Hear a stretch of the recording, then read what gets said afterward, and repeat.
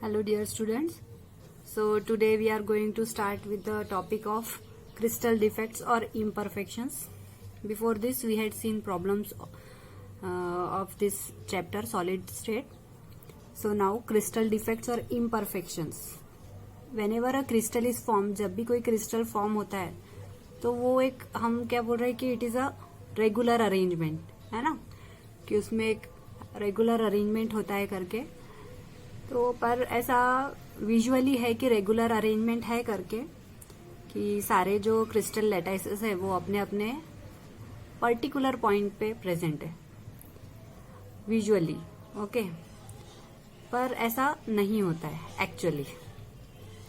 अगर एक्चुअली ऐसा होता कि क्रिस्टल जो है वो कैसा है, परफेक्ट है, रेगुलर है, मीन्स हर क्रिस्टल पॉइंट उतना ही सिमिलर है जैसे उसका एडजेसेंट जैसा लैटिस पॉइंट है वैसा, ओके। मीन्स एडजेसेंट आजू बाजू के जितने भी क्रिस्टल पॉइंट्स है वो सबके सब सेम है एक क्रिस्टल में।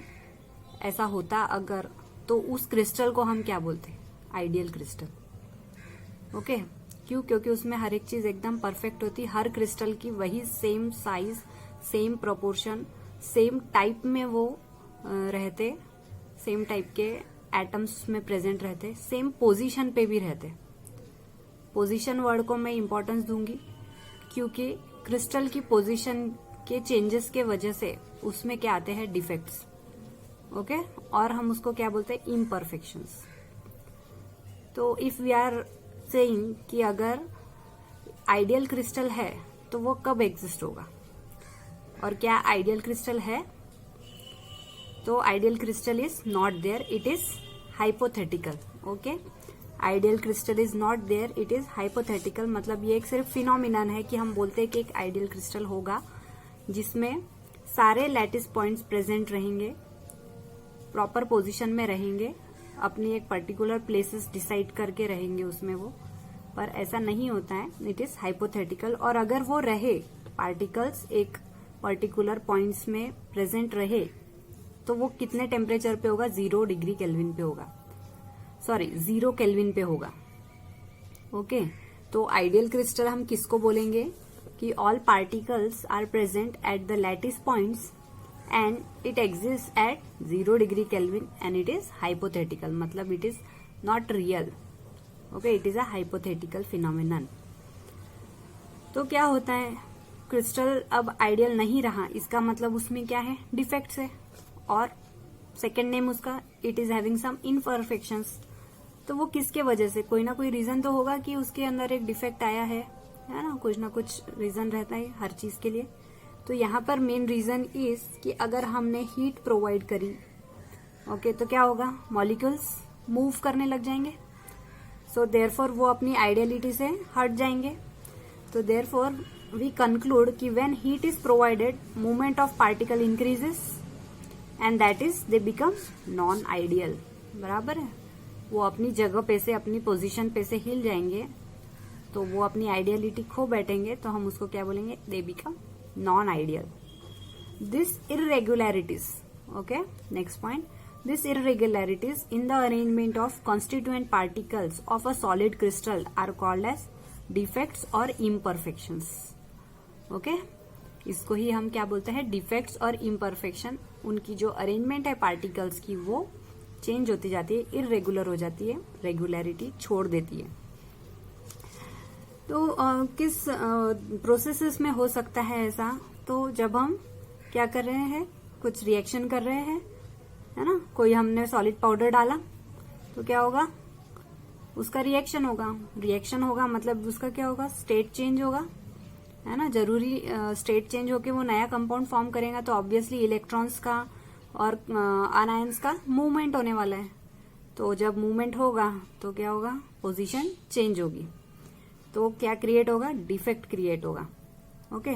तो थर्ड पॉइंट यही बोल रहा है कि defects are created during the process of crystallisation and are more if crystallisation occur at faster rate. इस पॉइंट को हमको देखना है कि अगर हमने क्रिस्टलाइजेशन की हम प्रोसेस कर रहे हैं और अगर वो हम फास्टर रेट पे कर रहे हैं, ओके, तो उस टाइम पे डिफेक्ट्स होने की ज्यादा चांसेस है। एंड सो दिस डिफेक्ट्स, अब हमको अगर ये डिफेक्ट्स कम करना है तो हमको क्या करना है, तो हमको क्या करना है, रिएक्शन हमको स्लोअर रेट पे करना है.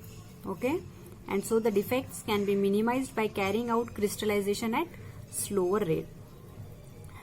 और कभी कभी क्या होता है कि whatever is the nature of defect, electrical neutrality is maintain, है ना, क्योंकि जितने पॉजिटिव है उतने नेगेटिव रहेंगे आयोनिक कंपाउंड में. तो इलेक्ट्रिकल न्यूट्रलिटी रहेंगी, जितने पॉजिटिव है उतने नेगेटिव रहेंगे. तो कभी कभी वो मेंटेन करके रखते हैं एक क्रिस्टल फॉर्म होने में.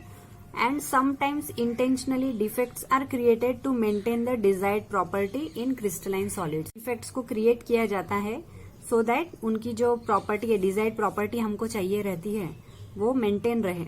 उसके लिए डिफेक्ट्स को क्रिएट भी करते हैं. ओके, तो इट इज नॉट नेसेसरी कि डिफेक्ट्स अपने आप ही आएंगे.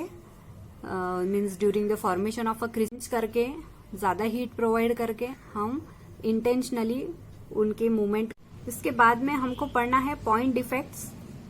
ओके, डिफेक्ट्स के बहुत सारे टाइप हैं. एक शॉर्ट मैंने ये बनाया है समरी, आप देख सकते हो यहाँ पे. पहली बात समझ लेते हैं what is point defects. Point defects क्या है, defects due to irregularities produced in the arrangement of basis at lattice point.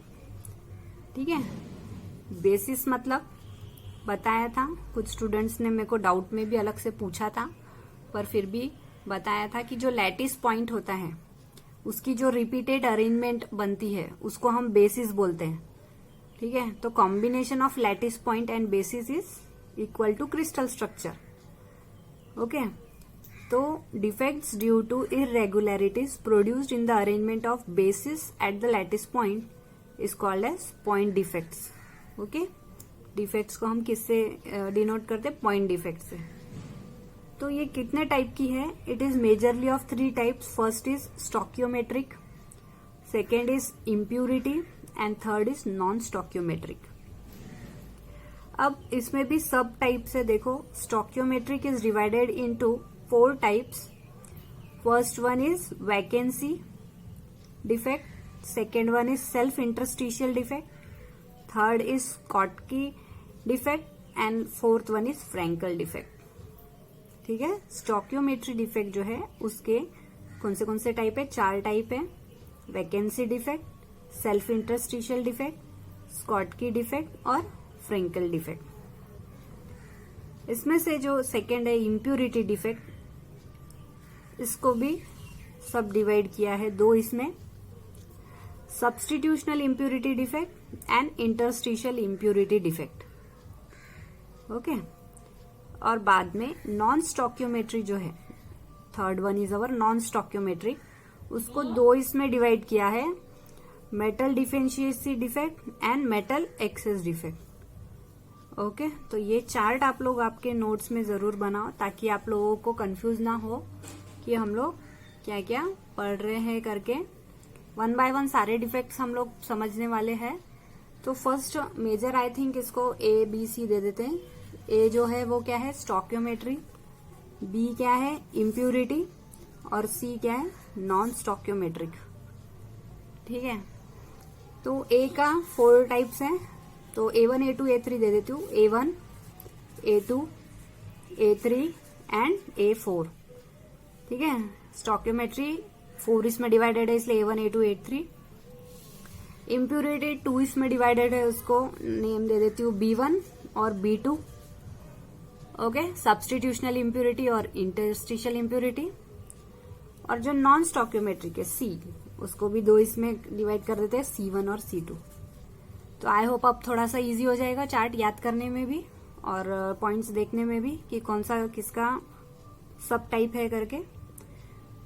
तो ये चार्ट को अच्छे से समझ लेना है. ठीक है, तो स्टार्ट करते हैं स्टोकियोमेट्रिक पॉइंट डिफेक्ट्स.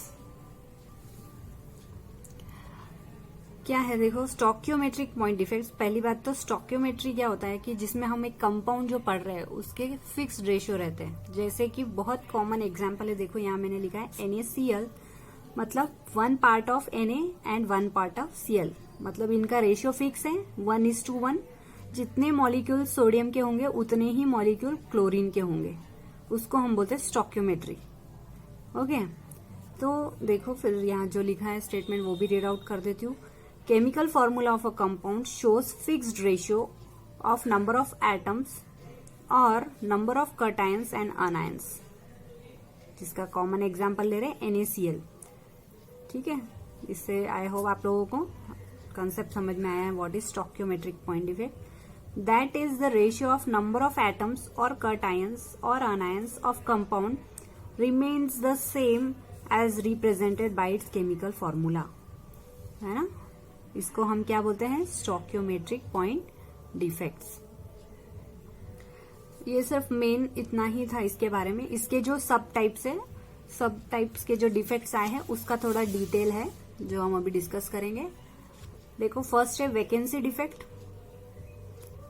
वैकेंसी डिफेक्ट क्या बोल रहा है, देखो स्ट्रक्चरली पहले समझ लेते हैं फिर उसके पॉइंट्स पढ़ेंगे। इस स्ट्रक्चर में देखो दिख रहा है वैकेंसी मतलब क्या है, एम्प्टी होना, जगह को खाली रखना, वैकेंट रखना। जैसे कि अगर हमने लाइन से चेयर्स को जमा दिया है और उसमें से जैसे 4 के रोज बना दिए, 4x4 है ना, 4 हॉरिजॉन्टली और 4 वर्टिकली। अगर उसमें से एक चेयर को हमने गायब कर दिया बीच में से कहीं की भी, तो वहां पे क्या क्रिएट होगी, वैकेंसी। तो उसको हम क्या बोलते हैं, वैकेंसी। उसी टाइप के जो क्रिस्टल में भी ऐसी होगा कि वो लैटिस पॉइंट या पार्टिकल जो है वहां का वो नहीं रहेगा, तो वहां पे क्या क्रिएट होगा, वैकेंसी, है ना, एम्प्टी स्पेस क्रिएट होगी। तो उसको क्या बोलेंगे, वैकेंसी डिफेक्ट। तो देखो इस स्ट्रक्चर में भी ऐसे ही है, जैसे यहाँ पे 4 की रो है और 3 का कॉलम है, तो इसमें से एक मिसिंग है यहाँ पे लैटिस पॉइंट या फिर पार्टिकल, तो उसको हमने क्या बोला, vacancy. And this type of defect is called as vacancy defect. तो हम इसको डिफाइन कैसे करेंगे कि missing particle creates a vacancy and hence as called as vacancy defect. इसके पीछे रीजन क्या है, it can be also be develop when the substance is heated. ठीक है, सारे जो डिफेक्ट्स रहेंगे उसके हम रीजंस और उसके कॉन्सिक्वेंसेस भी देखने वाले हैं कि क्या फर्क पड़ता है करके। तो रीजन क्या है इसका कि हीट करने की वजह से हो सकता है कि पार्टिकल वहां से मिस हो जाए या निकल जाए। तो जब अगर पार्टिकल वहां से निकल गया, समझो ये हमारा क्रिस्टल था, उसमें से एक पार्टिकल निकल गया, तो क्या होगा, उसका क्या इफेक्ट होगा, मास विल डिक्रीज, है ना, क्योंकि वो निकल गया है, कहीं और शिफ्ट नहीं हुआ है, वो उस क्रिस्टल में से निकल गया है, तो इसलिए हम उसको क्या बोलेंगे, मास डिक्रीज होगा। मास किससे रिलेटेड है, डेंसिटी से रिलेटेड है, तो density will also decrease. And volume का क्या होगा, वॉल्यूम विल रिमेन सेम, है ना। तो इस टाइप के रिलेशन या इस टाइप के कॉन्सिक्वेंस भी हमको सारे इसमें डिस्कस करने हैं और आप लोगों को भी राइटिंग में लिखना होगा। तो this was very easy, vacancy defect. Particle क्या हो जाता है, मिस हो जाता है, इसकी वजह से वैकेंसी क्रिएट हो जाती है, उसको हम क्या बोलते हैं, वैकेंसी डिफेक्ट। इसके बाद में सेकेंड क्या है, self interstitial defect in elemental solid. Self interstitial, अब इंटरस्टिशियल मतलब क्या है, देखो इंटरस्टिशियल साइट्स क्या होती है, जैसे कि ये पूरा क्रिस्टल है, इनके बीच में, है ना, इंटर मतलब बीच में की जो जगह है उसको बोलते हैं इंटरस्टिशियल। तो जैसे ये लाइन से सारे क्रिस्टल थे, लैटिस पॉइंट्स थे, तो उनके बीच की जो जगह है वहां पर क्या हो गया है, देखो आप अलग कलर से मैंने डिनोट किया है, वहां पर क्या आ गया है, दूसरा पार्टिकल आ गया है, तो क्या हो गया है, अगेन डिस्टर्ब हो गई रेगुलरिटी। तो इसको क्या बोला है, self interstitial defect in elemental solid. तो देखो interstitial sites are the spaces और voids in between the particles at lattice points. ये जो लैटिस पॉइंट्स है उनके बीच की जो स्पेस है उसको हम क्या बोलते हैं, interstitial sites. When some particles of a crystalline elemental solid occupy interstitial site is called as self-interstitial defect. कोई भी पार्टिकल जो है वो कोई एलिमेंटल सॉलिड का कोई भी दूसरा पार्टिकल आकर वहां पे आ जाता है तो उसको हम क्या बोलते हैं, सेल्फ इंटरस्टिशियल डिफेक्ट। ठीक है, इसके पीछे रीजन क्या है, फर्स्ट रीजन है extra particle occupies an empty interstitial space which may be same as those present at the lattice point. ये जो आने वाला दूसरा जो है पार्टिकल वो इसकी तरह ही हो सकता है सेम, लेकिन ये इसकी पोजीशन को डिस्टर्ब कर रहा है, अरेंजमेंट को डिस्टर्ब कर रहा है, इसलिए हम इसको क्या बोल रहे हैं, और इंटरस्टिशियल स्पेस के बीच में आ रहा है वो, इसलिए इसको इंटरस्टिशियल डिफेक्ट का नाम दिया है। तो दिस में बी एन एक्स्ट्रा पार्टिकल, मतलब वो क्रिस्टल में फिट नहीं हो रहा था तो उसने क्या किया, बीच में की जगह ढूंढी और वहां पे आके फिट हो गया। ओके, तो मतलब ये क्या हो गया, एक्स्ट्रा पार्टिकल आ गया है तो क्या हो गया, इसका कॉन्सिक्वेंस क्या रहेगा, मास इंक्रीज हो जाएगा, है ना, mass will increase, mass increase हुआ तो डेंसिटी भी इंक्रीज, लेकिन वॉल्यूम कैसा रहने वाला है, सेम, है ना, रिलेशन मालूम है ना, density equal to mass upon volume, तो ये दोनों डायरेक्टली रिलेटेड है, वॉल्यूम का उससे कोई लेना देना ही नहीं है। ओके, क्योंकि हम सॉलिड पढ़ रहे हैं इसलिए। और रीजन क्या होगा इसके पीछे, reason is shifting of particle from its original lattice point. ठीक है, इसके पीछे रीजन ये हो सकता है कि शिफ्टिंग ऑफ पार्टिकल भी होता है करके। ओके, से इसका एक और कॉन्सिक्वेंस है कि वैकेंसी डिफेक्ट इज क्रिएटेड। तो ऐसा क्यों हुआ कि कभी कभी ऐसा होता है, देखो ये डायग्राम से हम समझेंगे, फिगर से, कि अगर जैसे अरेंजमेंट है और क्या हुआ, देखो ये फर्स्ट रो है, ये सेकेंड रो है, सेकेंड रो में से जो पार्टिकल है वो कहाँ पे जाके शिफ्ट हो गया, यहाँ पे जाके शिफ्ट हो गया है ना, खुद में ही वो क्या किया, वो सेम पार्टिकल एक दूसरी इंटरस्टिशियल स्पेस में जाके शिफ्ट होके वहां आ गया, तो इसलिए भी इसका नाम है सेल्फ इंटरस्टिशियल। ठीक है, खुद से। तो इसीलिए क्या बोल रहे हैं कि वैकेंसी डिफेक्ट इज क्रिएटेड। जब ये यहाँ का एक पार्टिकल इधर आ जाएगा तो यहाँ पे ऑब्वियसली वैकेंसी क्रिएट होने वाली है। तो ये जो वैकेंसी क्रिएट हो रही है इसके शिफ्टिंग के वजह से, तो इसमें दो टाइप के डिफेक्ट आ गए, एक तो फर्स्टली वैकेंसी डिफेक्ट और दूसरा इंटरस्टिशियल, सेल्फ इंटरस्टिशियल जो हम पढ़ रहे हैं, सेल्फ इंटरस्टिशियल डिफेक्ट भी आ जा रहा है। तो फिर हम क्या कंक्लूड करेंगे कि combination of vacancy and interstitial defect occurs in self interstitial defect in element. ठीक है, दोनों हो सकते हैं। तो यहाँ पर क्या हुआ है, अगर एक्स्ट्रा पार्टिकल बाहर से आ रहा है तो मास बढ़ेगा, और अगर एक्स्ट्रा पार्टिकल बाहर से नहीं आ रहा है, सिर्फ शिफ्टिंग हो रही है, ठीक है, सिर्फ शिफ्टिंग हो रही है, तो फिर क्या होगा, नाइदर लॉस और गेन इन मास होगा। क्यों, क्योंकि सिर्फ शिफ्ट हो रहा है ना, मॉलिक्यूल्स जितने थे या फिर एटम्स जितने थे उतने ही हैं, तो फिर हम उस समय क्या बोलेंगे कि कुछ भी लॉस भी नहीं है और गेन भी नहीं है मास का, तो डेंसिटी भी उतनी ही रहेगी। तो इसको दो इसमें हम बोल देते हैं कि अगर एक्स्ट्रा पार्टिकल या फिर बाहर का फॉरेन पार्टिकल अगर इसमें आता है, ठीक है, ये इस डायग्राम से अगर ये बाहर का पार्टिकल आके इंटरस्टिशियल स्पेस में आता है तो उसको हम क्या बोलेंगे, वहां पे मास इंक्रीज होगा। और सेकेंडली अगर वहीं के वहीं शिफ्टिंग हो गई तो उस समय वैकेंसी डिफेक्ट और इंटरस्टिशियल डिफेक्ट क्रिएट होगा और उस समय मास में कोई चेंज नहीं होगा। ठीक है, इसके बाद में थर्ड हम देखेंगे स्कॉटकी डिफेक्ट। स्कॉटकी डिफेक्ट में क्या होता है, देखो इसके फिगर में देखेंगे हम लोग, आयोनिक लेवल पे देखना है इसको, स्कॉटकी डिफेक्ट को।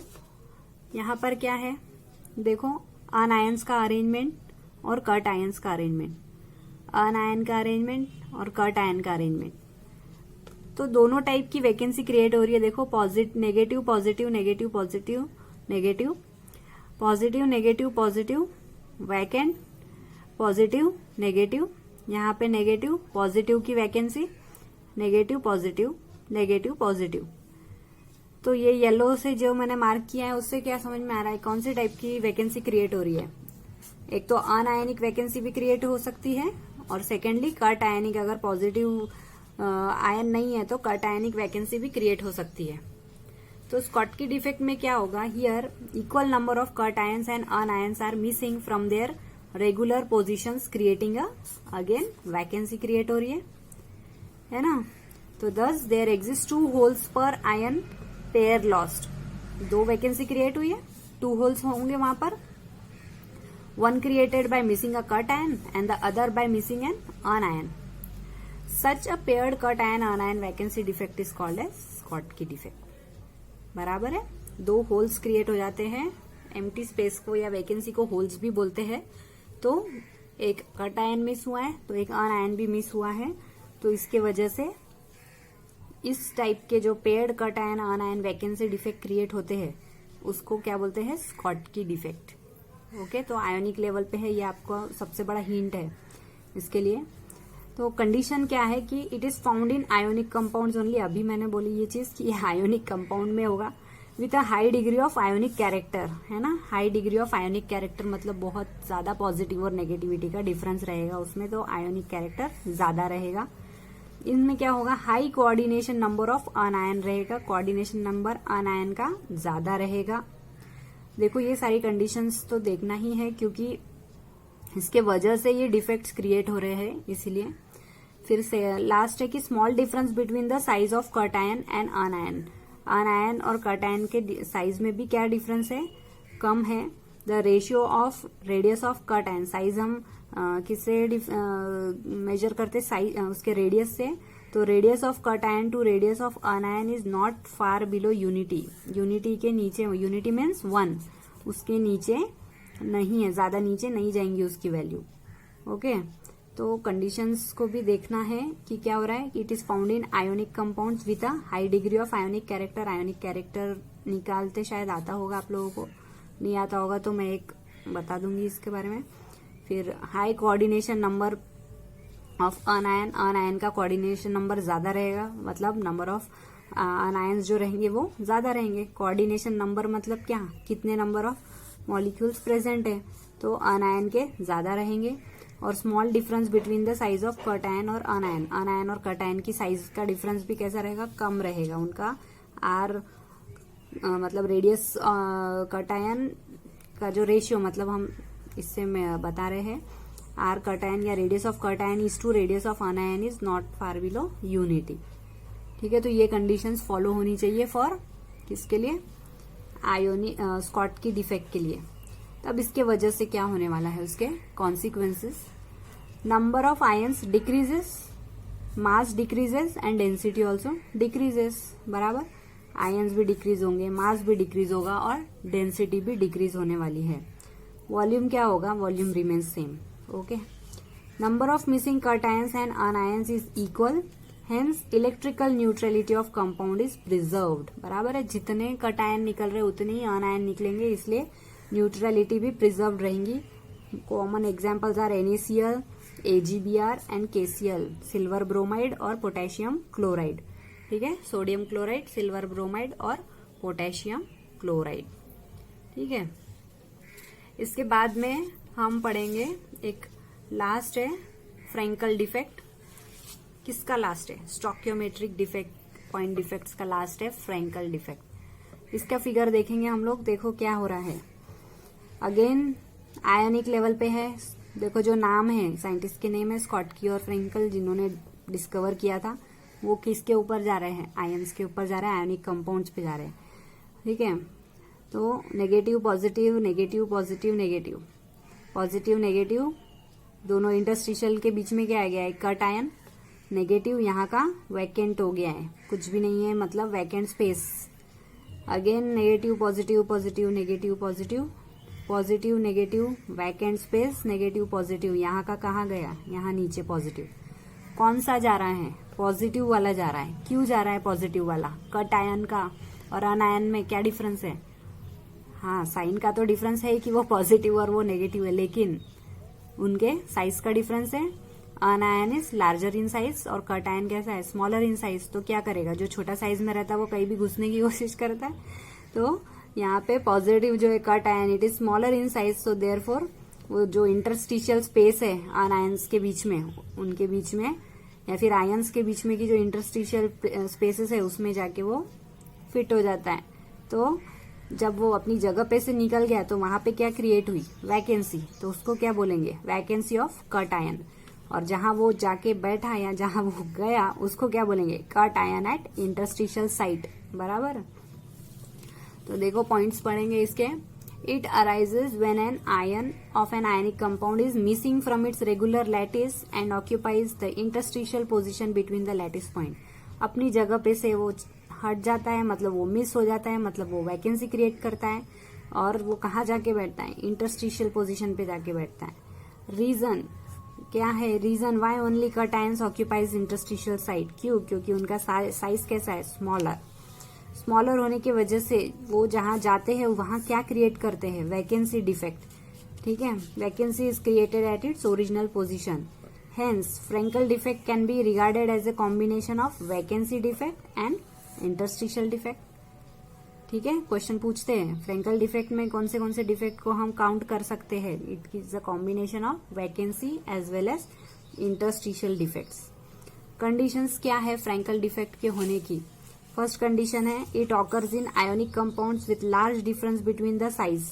ठीक है, देखो स्कॉटकी और फ्रेंकल को कंपेयर करना है, उसमें स्मॉल डिफरेंस था बिटवीन द साइज, यहाँ पे कैसा है difference, large difference between the size of cation and anion. And the ions of ionic compound must be having low coordination number. इनका जो आयन्स है इसमें कोऑर्डिनेशन नंबर कैसा होना चाहिए, लो. वहां पर क्या था, हाई. तो मतलब स्कॉटकी और फ्रेंकल दोनों के बीच में क्या डिफरेंस है, दोनों के बीच में साइज का डिफरेंस है, दोनों के बीच में कोऑर्डिनेशन नंबर का डिफरेंस है. ठीक है, तो इसके कॉन्सिक्वेंसेस देखेंगे फ्रेंकल डिफेक्ट के. क्या कॉन्सिक्वेंस है. फर्स्ट कॉन्सिक्वेंस है as the number of ions are missing from their crystal lattice as a whole, density of a solid and its chemical property remains unchange. सिर्फ क्या हो रहा है, शिफ्ट हो रहा है ना, वैकेंसी भी क्रिएट हो रही है और इंटरस्टिशियल साइड पे जाके ही बैठ रहे हैं. तो क्या हो रहा है, मास वैसे की वैसी है तो केमिकल प्रॉपर्टी भी वैसी ही रहेंगी, डेंसिटी भी वैसे ही, मास भी वैसे ही रहने वाला है. तो इट इज अनचेंज्ड. और इलेक्ट्रिकल न्यूट्रलिटी क्या हो रहा है, the crystal as a whole remains electrically neutral because the equal number of cations and anions are present. सिर्फ शिफ्ट ही हुआ है ना, निकला नहीं है बाहर, वहीं के वहीं है, उतना ही पॉजिटिव है जितना नेगेटिव है. तो इसकी वजह से इलेक्ट्रिकली कैसा है, न्यूट्रल है. एग्जाम्पल क्या क्या है, zinc sulphide, silver chloride, silver bromide, silver iodide, calcium fluoride. ठीक है, तो ये है सारा about the Schottky defect, Frenkel defect, self interstitial defect. और फर्स्ट वाला क्या था, फर्स्ट वाला था वैकेंसी डिफेक्ट. ठीक है, इसके बाद में नेक्स्ट इम्प्योरिटी डिफेक्ट डिस्कस करेंगे.